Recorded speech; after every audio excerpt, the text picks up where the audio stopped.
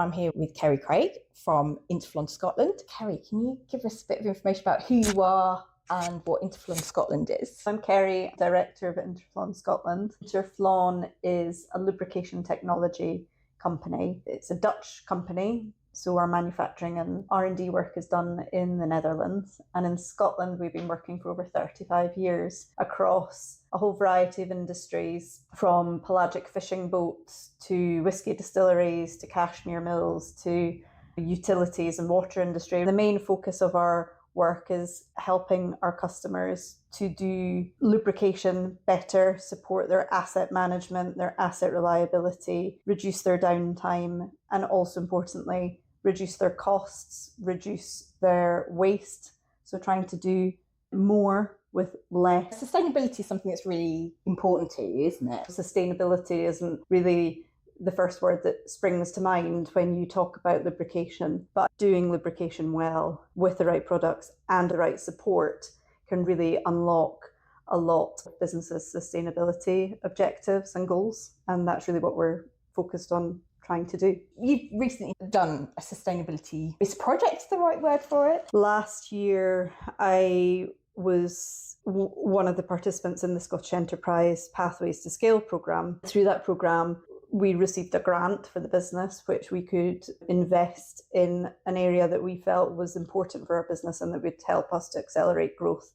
For me, that was around the sustainability piece. So it was understanding where we are currently as a business, where we aspire to be, what steps we need to take to get there. That was a piece of work we did with Thrive Consulting. We worked with Green Small Business, who helped us with our carbon footprint calculation and our net zero action plan. With Thrive, it was focused on doing our double materiality assessments. And then the third piece of work was, well, how do we communicate all of this? That's obviously where the work that we were doing came in. It was around how do we communicate both what we're doing and what we think we can support customers with in a way that's transparent and honest and isn't greenwashing. One of the first things we did was put some case studies together because you were actually able to gather data on what you're doing in terms of sustainability and how much money you were saving, because they tend to go hand in hand. We've been working in Scotland for over 35 years, and over that time we've amassed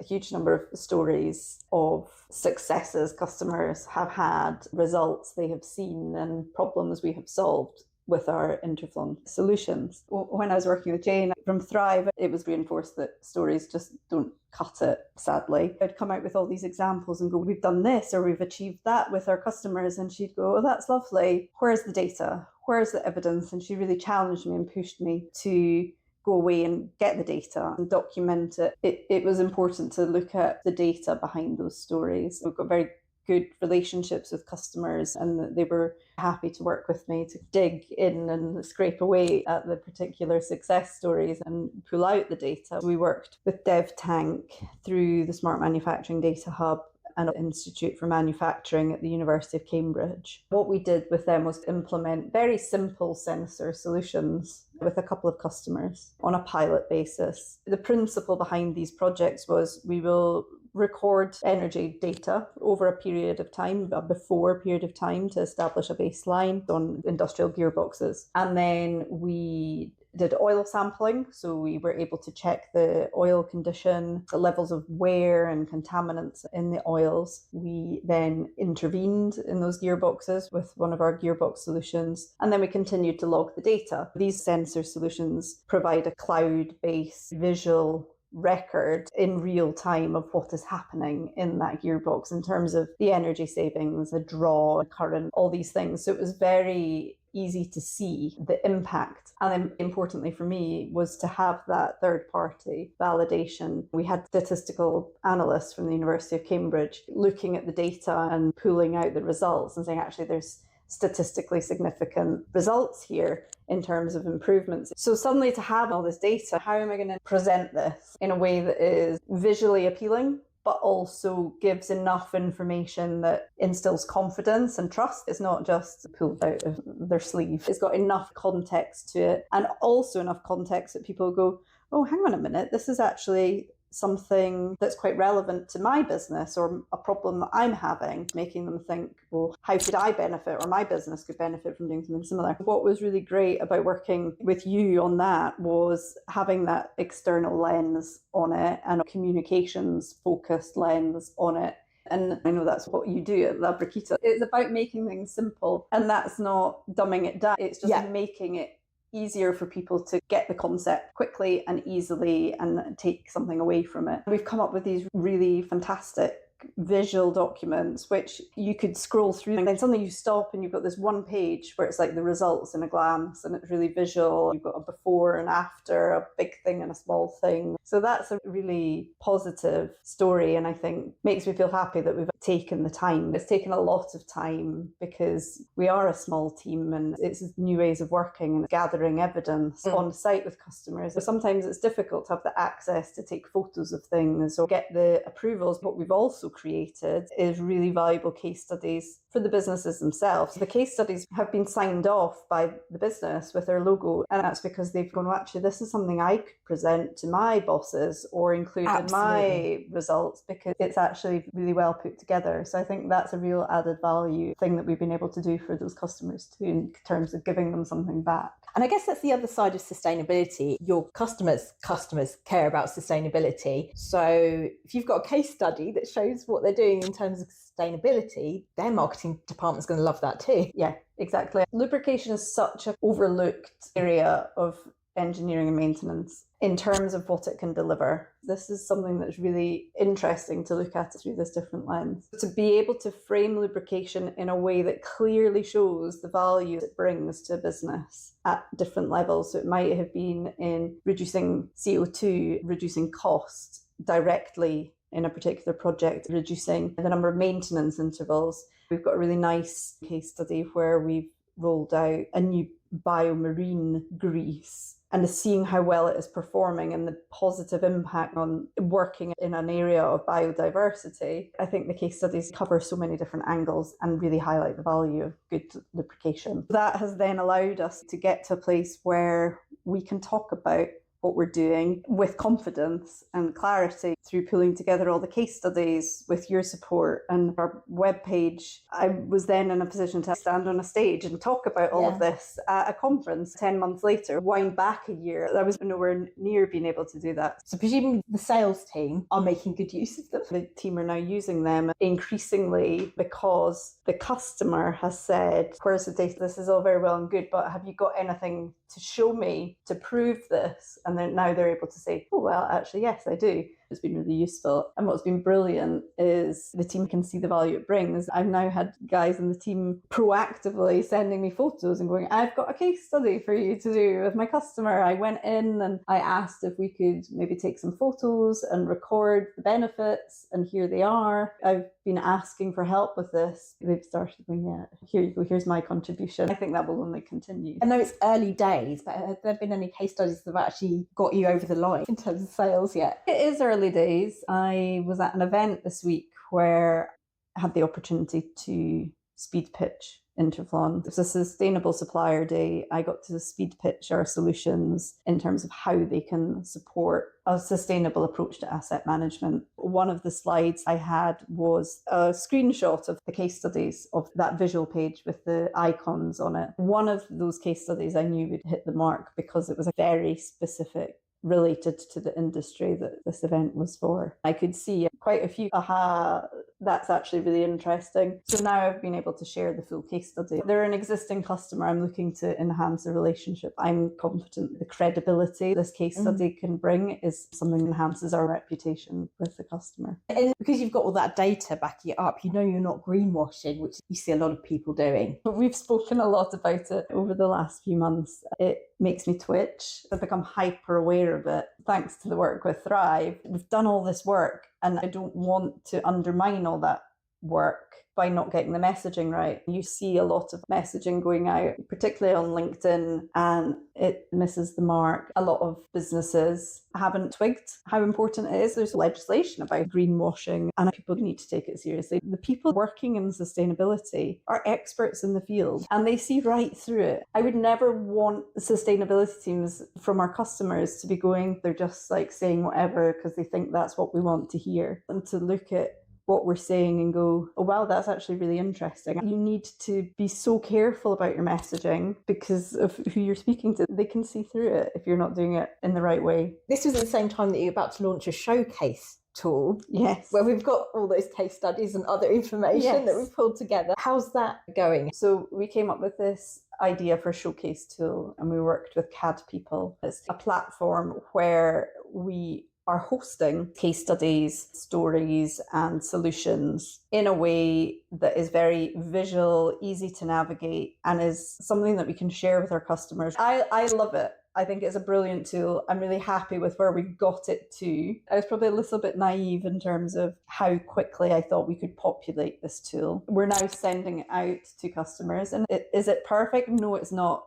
But I'm feeling more comfortable with sharing things, even if they're not perfect. Actually, the content that is on there is really brilliant, and I want to get it out there. My idea behind this tool was that something lands in your inbox and you might open it up, sit with a cup of tea and browse through it. It'd be more of a magazine kind of experience as opposed to a really long corporate PDF type document. And I also hope that would help my team share information about what we're doing in a more solutions focused way. It's talking about what's important to your target audience, not, oh, this lubrication has these specifications, which isn't really important to the customer. There's some really brilliant work being done in the lubricant industry at the moment by Steve Knapp and Rob Taylor of Plan Grow. They've done a huge piece of work around the buyer revolution, specifically in the lubricants industry. From that, what does the future lubricant salesperson look like, and how do they behave, and what information do they need to be sharing? And it really hits the mark. It's been done through research with buyers, and it's the buyers that are saying, we've got the internet now, we can Google hydraulic oil or food grade lubricant. They do a lot of research before they come to you and ask for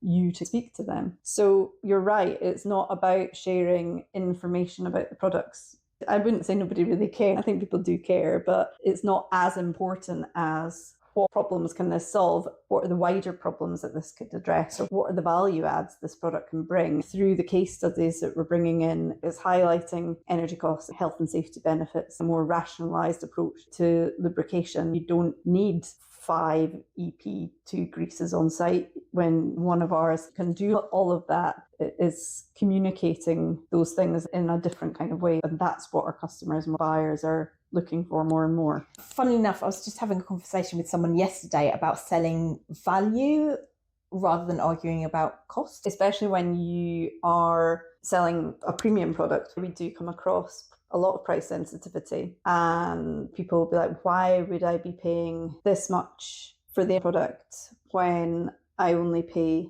that much for the other one that I'm using? And we're not talking differences in pennies. It's quite a significant difference. When you start to look at how lubricating technology works, why it works the way it does, and what that actually means in terms of your assets and the approach we take. One way I've tried to explain it is when you open a cost cabinet, they're typically filled with products that do a job that is very specifically stated on the tin. Right. It will say this is a release spray or a penetrating spray or a chain lubricant, but it's very specific for a job. So you see multiple products in the cabinet, low unit cost, but we take the opposite approach. So our products don't do what they say on the tin typically. So what that allows us to do is to have a much broader range of application for a product. So you're not pigeonholing your product into one task. When you open that cabinet, rather than having all these different products, we've got 2 products, an oil product and a grease product. They replace up to 17 typical maintenance products. The value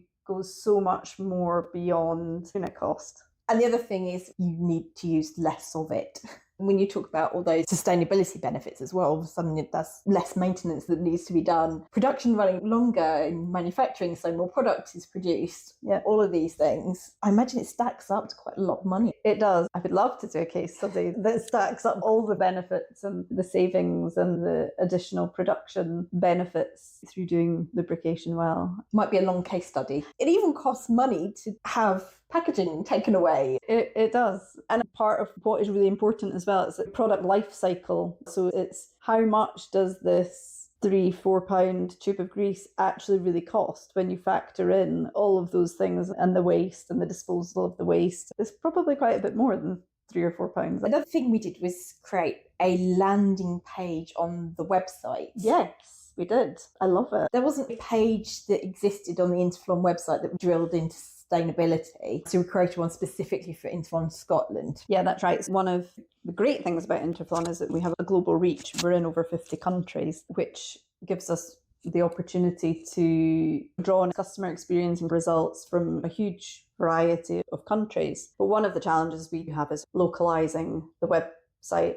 And it was important for me that we could have a place to show what we're doing in sustainability, to show our commitments, to show that we've implemented an EMS, achieved certification and are working towards certain goals. But also our biggest impact is really in how we support our customers. So the best way for us to do that was through this landing page. It's got the key information, it's got our policies. What has really struck me in terms of its value is that when you look at the analytics, people are spending time on it. They're spending time engaging with the content on the page than the other pages on our website, which to me indicates that what's there is of interest, which is great. I think that just highlights to me that it was an important thing to do. It suggests the right people are finding it if they're spending that much time on it. We're sharing it through LinkedIn posts, we're sharing it in our emails proactively with our customers saying we've done this piece of work, here's the information on it. That's, for me, is the preferred approach. It's something new and important for us that we want our customers and future customers to know. So the people are looking at it at the moment, they've either been sent the link directly or they found it organically. That is important because I don't want to appear as a sponsored link. I want to communicate with honesty and integrity about if you've looked for something specific and you found us, then this should be of interest. Have you got any stats that you want to share? There's a lot. One of the projects that we did with a customer, we put in a number of different sensors on different assets on this site. And one of the assets, which was the one I was most interested in, brought the best results. So that was quite nice. We saw a reduction of 70% in CO2. We saw a 9-day return on investment. So the investment made in changing the oil and upgrading the oil, the payback was in 9 days. We've got other case studies where people might be incredulous and be like, do you really need less of the Interflon grease than the one that we've been using? And there's a really nice case study with Ullapool Harbour on the link span bridges and the passenger bridges. There we saw a reduction in maintenance interventions specifically for relubrication. And one asset, if I'm not mistaken, it was 10 interventions down to 4 in a year and 7 down to 2. One example where products were used for circuit breaker maintenance on oil rigs offshore. That was an astounding figure. It was from 90% failure rate to 0. Wow. It doesn't really get much better than that. Another story where we worked to install an auto lubrication system with a customer where they were experiencing up to 15 weeks of downtime a year on one particular bit of the asset that had to be sent overseas for repair. Since putting in the auto lubrication system in November 2023, so 2 years, that bit of the asset hasn't broken down. If you think about that, up to 15 weeks of downtime reduced, but also the carbon involved in having to send part overseas to be repaired, that's been eliminated on that particular asset. So those are really positive results. Would you recommend Labrakita marketing to other people? Yes, for a number of different levels. You had absolutely phenomenal amounts of patience.